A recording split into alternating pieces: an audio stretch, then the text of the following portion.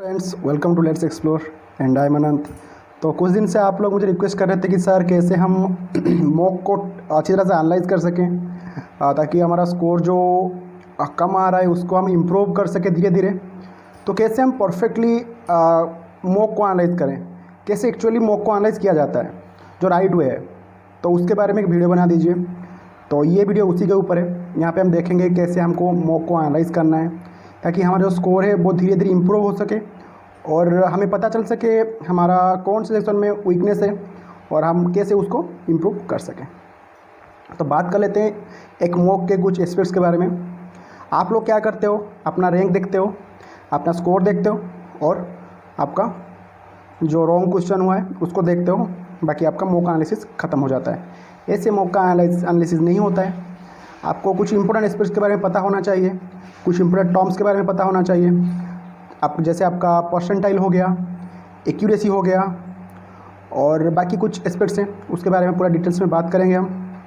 तो इससे पहले मैं वीडियो स्टार्ट करूं, मैं आपको रिक्वेस्ट करना चाहूँगा, अगर आपने अभी तक चैनल को सब्सक्राइब नहीं किया है तो प्लीज़ चैनल को सब्सक्राइब कर लीजिए, क्योंकि यहाँ पे हम इन्फॉर्मेटिव वीडियो के साथ साथ रीजनिंग, मैथ्स एंड आपका इंग्लिश का सेक्शन के साथ साथ अभी रिसेंटली हमने करंट अफेयर का सेशन भी शुरू किया है SBI की प्रिपरेशन के लिए।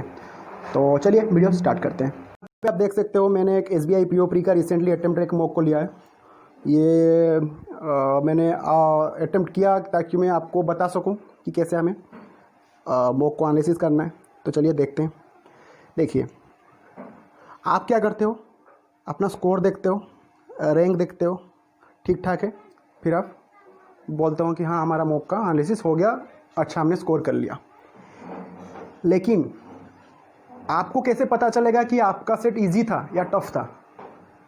आपको कैसे पता चलेगा कि आपने जितना अटेम्प्ट किया उस पर्टिकुलर सेट में वो सफिशिएंट था कि नहीं?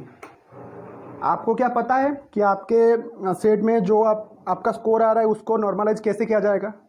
आपका स्कोर ऊपर जाएगा या फिर नीचे नॉर्मलाइज हो जाएगा? तो आपको ये कैसे पता चलेगा कि आपके सेट का जो टफनेस था?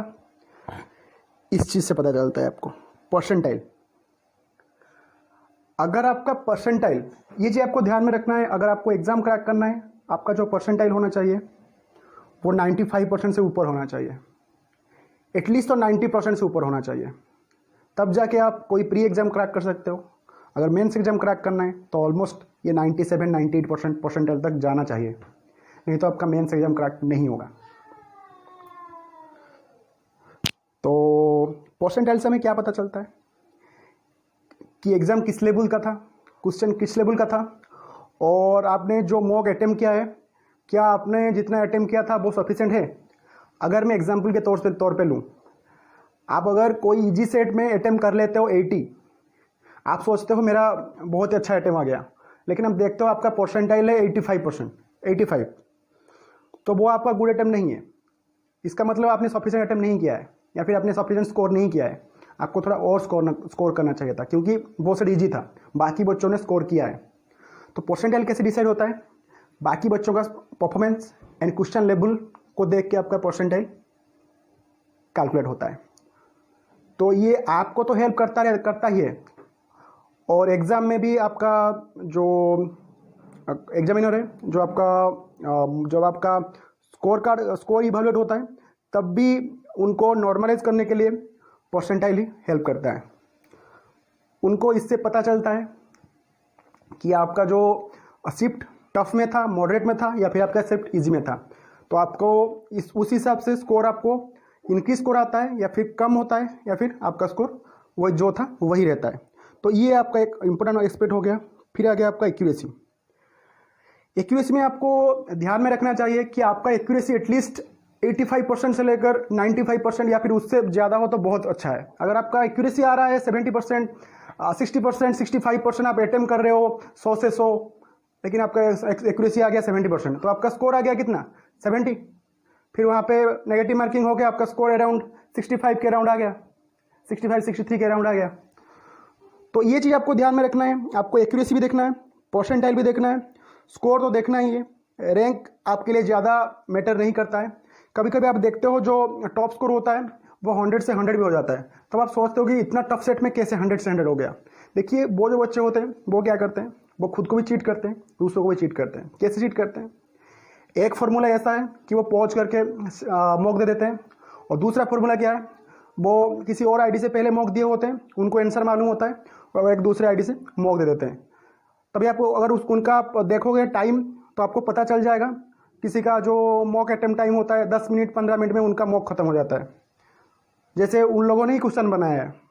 तो उससे आपको घबराना नहीं है, आपको आपका स्कोर देखना है, परसेंटाइल देखना है, एक्यूरेसी देखना है, और रैंक भी आपके लिए उतना ही इंपॉर्टेंट है, लेकिन बहुत मोस्ट इंपॉर्टेंट नहीं है रैंक। लेकिन ये परसेंटाइल, एक्यूरेसी, स्कोर कार्ड, यहाँ से आपको इतना देखना जरूरी है। फिर चलते हैं कैसे हमें एनालाइज करें मॉक को, कैसे हम जाएं कि क्वेश्चन जब सॉल्यूशन में चेक करें तब कैसे करें।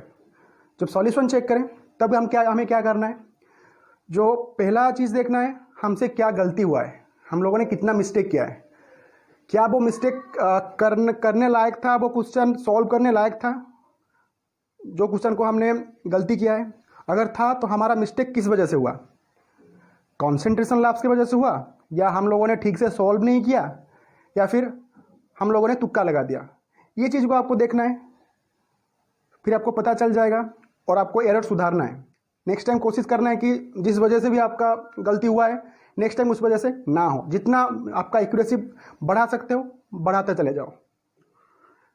फिर क्या देखना है, फिर ये चीज़ देखना है आपने जो क्वेश्चन अटेम्प्ट नहीं कर पाए विद इन टाइम लिमिट हर कोई 100 से 100 नहीं कर पाता है, हर एक का ब्रिलियंस लेवल उतना नहीं होता है। तो जो क्वेश्चन आप अटेम्प्ट नहीं कर पाए उसको देखना है, क्या उसको आप अटेम्प्ट कर सकते हो।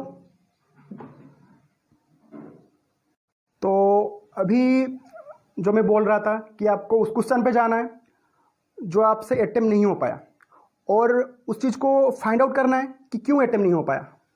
क्या वो टाइम लिमिट था जिसकी वजह से आप अटेम्प्ट नहीं कर पाए, या फिर आपका बेसिक क्लियर नहीं था, या फिर वो क्वेश्चन को आपने देखा ही नहीं एग्जाम में। अगर टाइम लिमिट की वजह से नहीं हो पाया तो आपको स्पीड को इंक्रीज़ करना है। कैसे इंक्रीज़ करना है, क्वेश्चन ज़्यादा से ज़्यादा सॉल्व करना है, ज़्यादा से ज़्यादा मॉक देना है, सिंप्लीफिकेशन, अप्रोक्सीमेशन, पजल, जो भी आपका दिक्कत है उस पार्ट को स्ट्रॉन्ग करते जाना है। और बेसिक अगर क्लियर नहीं है, अगर आप क्वेश्चन को देखते ही आपका कॉन्फिडेंस डगमगा गया, तो आपको उस टॉपिक पे जाना है, बेसिक को क्लियर करना है, वर्कआउट करना है उसको उस सेक्शन पे, और फिर से मॉक देना है। उस क्वेश्चन को ढूंढ के करना है हमें। और अगर आप उस क्वेश्चन को देखे ही नहीं तो आपको अप्रोच चेंज करना होगा एग्जाम में। किस अप्रोच के साथ आपको सॉल्व करना होगा, आपको हर एक क्वेश्चन को एक बार गो थ्रू होना होगा, एक बार देख लेना होगा कि क्या क्वेश्चन पूछा गया है। ये ऐसे होता है, बच्चे रिग्रेट करते हैं एग्जाम के बाद आके, काश मैंने इस क्वेश्चन को एक बार देख लिया होता, इतना इजी था, बिना पेन एंड पेपर के बन रहा था, लेकिन मैंने एक बार क्वेश्चन देखा ही नहीं। ये जो फीलिंग्स होता है ना, सबसे ज़्यादा हर्ट करता है आपको, जब आपका कट ऑफ 1 मार्क के 2 मार्क के लिए रुक जाता है। तब आप सोचते हो वो क्वेश्चन में मैंने ज़्यादा टाइम वेस्ट कर दिया, यहाँ पे अगर देख लिया होता 4-5 क्वेश्चन बिना पेन पेपर के ओरली बन रहे थे।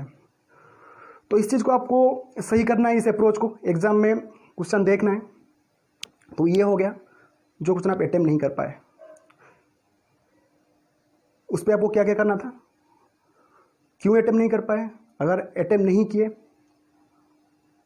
तो वो उसका रीज़न क्या था, क्या आपका बेसिक क्लियर नहीं था, क्या आप क्वेश्चन देखे नहीं, या फिर आपके लिए टाइम ही नहीं बचा था। तो इसको आपको फाइंड आउट करना है। फिर सॉल्यूशन मैंने बता दिया क्या क्या करना है।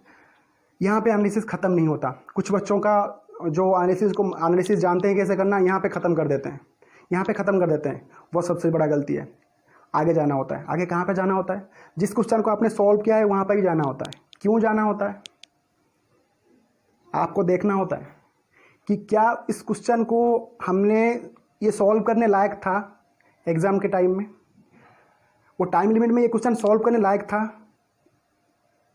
क्या ये क्वेश्चन पूछा गया था हमें सॉल्व करने के लिए, या फिर हमने इसको ईगो पे ले लिया और इसको सॉल्व करने के लिए बैठ गए, 2 मिनट 2.5 मिनट यहाँ पे वेस्ट कर दिए, जो क्वेश्चन ईजी था वहाँ पे पहुँच ही नहीं पाए।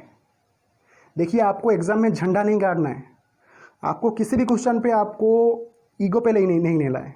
अगर आपका किसी भी क्वेश्चन आपके ईगो पे आ जाता है, बैंकिंग एस्पिरेंट का यही दिक्कत है। अगर आप कोई भी क्वेश्चन ईगो पे ले जाते हो तो आप बैठ जाते हो उस क्वेश्चन पे, हम तो इसको सॉल्व करके ही जाएंगे, चाहे एग्जाम खत्म हो जाए, चाहे कट ऑफ क्लियर ना हो। देखिए, हमें झंडा नहीं गाड़ना एग्जाम में, हमें सिर्फ कट ऑफ क्लियर करना है और जॉब लेना है, दैट्स इट। अगर आप ईगो पे ले जाओगे यू आर आउट। अगर आप ईगो छोड़ के जो क्वेश्चन करने लायक है उसको सॉल्व करोगे देन यू आर इन, कोई आपको रोक नहीं सकता है एग्जाम में। एग्जामिनर ऐसे क्वेश्चन इसीलिए देता है कि ताकि बच्चे फंसें उस क्वेश्चन में, ताकि बच्चे उस क्वेश्चन को ईगो पे लें, क्योंकि कुछ बच्चों का क्या होता है, उनको हर एक क्वेश्चन का सॉल्यूशन मालूम होता है, लेकिन ऐसा कुछ क्वेश्चन होता है जो टाइम लेता है, वो उस क्वेश्चन को एक बार करने बैठ जाते हैं और थोड़ा सा अगर कॉन्सेंट्रेशन लैप्स हो जाता है तो वो क्वेश्चन सॉल्व नहीं हो पाता है। तो वो क्या करते हैं, उस क्वेश्चन पे ज़्यादा टाइम वेस्ट कर देते हैं, क्योंकि वो सोचते हैं हम इस क्वेश्चन को सॉल्व करके ही जाएंगे एग्जाम हॉल से। ये चीज़ आपको नहीं करना है। अगर आपका एक बार कॉन्सेंट्रेशन लैप्स होता है उस क्वेश्चन को ड्यूरिंग एग्जाम टाइम, उस क्वेश्चन को छोड़ देना है, दूसरे क्वेश्चन पे स्किप कर जाना है और देखना है वो क्वेश्चन करने लायक है कि नहीं। तो ये कुछ चीज़ें हैं जो आपको फाइंड आउट करना है और एनालाइज करना है एक मॉक में।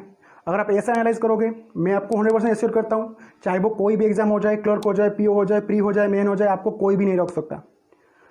आपको अपना इंप्रूवमेंट 10 से 15 डेज में देखने को मिल जाएगा, ये 100% श्योर है।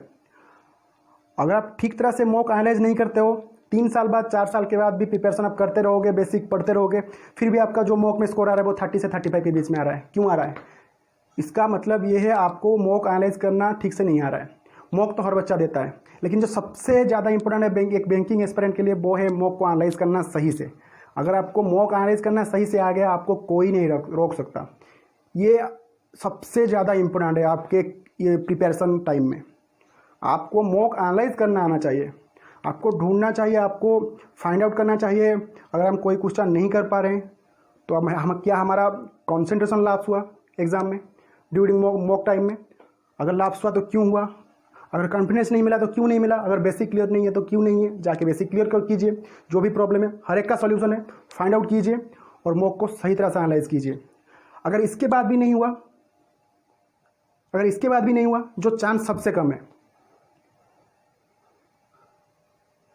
ये अगर एडॉप्ट आप करोगे, ये जो प्रोसीजर मैं बोल रहा हूँ, तो 100% आपको इम्प्रूवमेंट देखने को मिल जाएगा और आप एग्ज़ाम इजीली क्रैक कर ले जाओगे। तो हालांकि जैसे मैं बोल रहा था, ये आपको फार्मूला 100% वर्क करेगा आपके लिए। अगर फिर भी आपका स्कोर में इम्प्रूव नहीं हो रहा है, फिर भी आपका दिक्कत हो रहा है, आप समझ नहीं पा रहे हो कहाँ पे आपका प्रॉब्लम हो रहा है, एग्ज़ाम क्रैक नहीं हो पा रहा है, तो आप हमारे टेलीग्राम चैनल ज्वाइन कर सकते हो। मैं आपको डिटेल स्ट्रैटेजी बता दूंगा कैसे आपको हर रोज़ पढ़ना है, या फिर उसके अलावा जो हमारा डेडिकेटेड ग्रुप है जहाँ पे मैं हर वक्त प्रेजेंट रहता हूँ, बच्चों को पढ़ाता रहता हूँ, वहाँ पे आप ज्वाइन कर सकते हो। कैसे ज्वाइन करोगे? हमारे व्हाट्सअप ग्रुप है, टेलीग्राम ग्रुप का लिंक मैं नीचे दे दूंगा। लेकिन व्हाट्सअप ग्रुप को ज्वाइन करने के लिए कुछ क्राइटेरिया हैं जो आपको फुल करना होगा। वो क्या क्या चीज़ें हैं? मुझे आपको मेल करना होगा, मेल में आपका व्हाट्सअप नंबर होना चाहिए और आपका रिसेंटली 7 डेज में जो दिए गए मॉक्स हैं उनका स्कोर कार्ड होना चाहिए, या फिर कोई भी आपका एग्ज़ाम का स्कोर कार्ड आप सेंड कर सकते हो, मैं आपको ऐड कर दूंगा। तो आई होप आपको ये वीडियो हेल्पफुल लगा होगा। अगर हेल्पफुल लगा है, लाइक कीजिए, शेयर कीजिए और चैनल को सब्सक्राइब जरूर कीजिए। तो मिलते हैं नेक्स्ट वीडियो पे। Thank you for watching and bye bye.